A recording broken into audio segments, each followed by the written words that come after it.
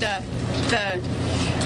the British that they weren't going to be taking away our arms by ringing those bells and making sure as he's riding his horse through town to send those warning shots and bells that we were going to be secure and we were going to be free.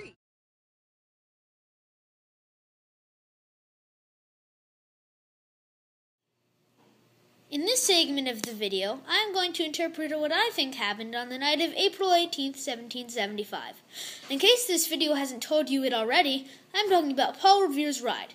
Here we go. Paul Revere finds out that the British Army plans to march to Lexington to capture Patriot leaders. He rides his horse, spreading the word through all the villages on his way to Lexington. He warns the leaders who ready the militia to fight. The Patriots are ready when the Redcoats attack, and they end up driving them off. So that is what I believe. I know it's not 100% accurate, but it's pretty good, and it's a whole lot better than Sarah Palin, that's for sure. Can't stand Sarah Palin.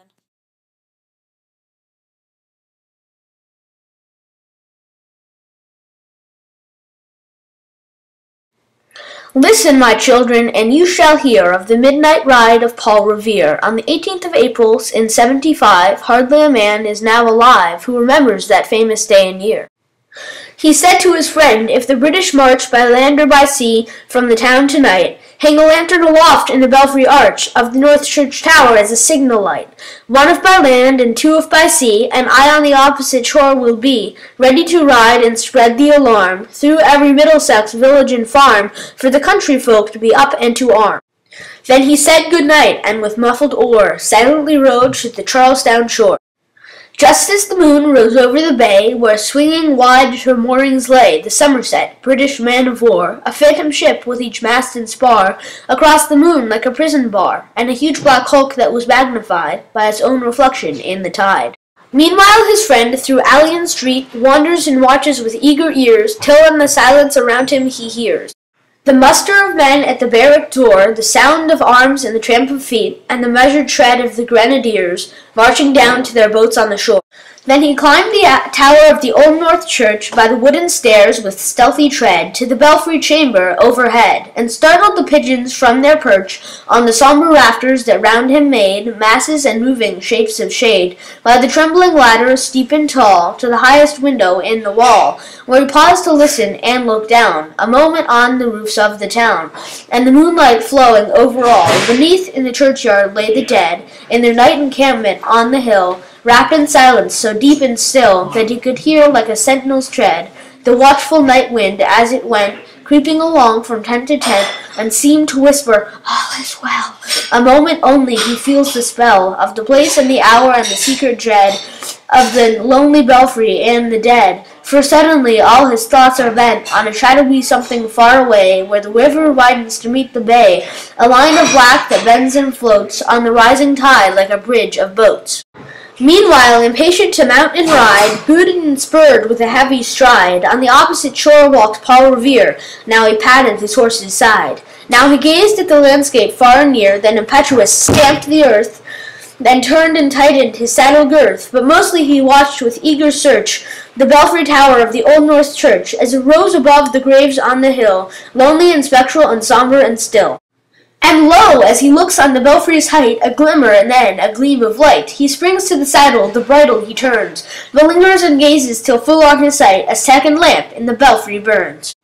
A hurry of hoofs in a village street, a shape in the moonlight, a bulk in the dark, and beneath from the pebbles in passing a spark, struck out by a steed flying fearless and fleet.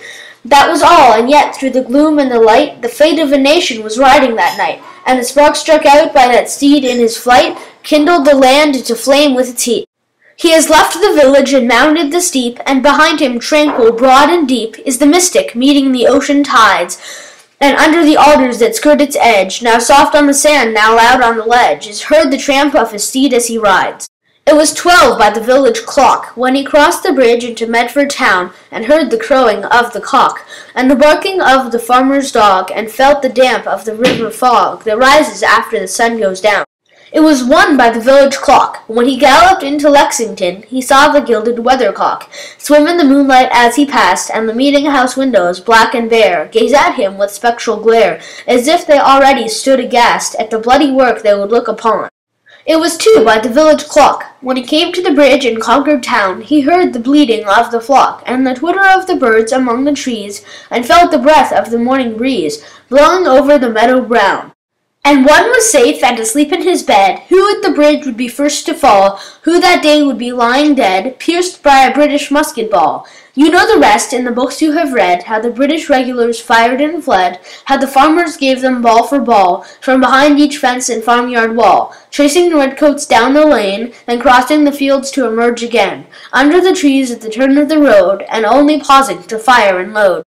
So through the night rode Paul Revere, and so through the night went his cry of alarm to every Middlesex village and farm, a cry of defiance and not of fear, a voice in the darkness, a knock at the door, and a word that shall echo for evermore. For borne on that night wind of the past, through all our history to the last, in the hour of darkness and peril and need, the people will waken and listen to hear the hurrying hoofbeats of that steed and the midnight message of Paul Revere.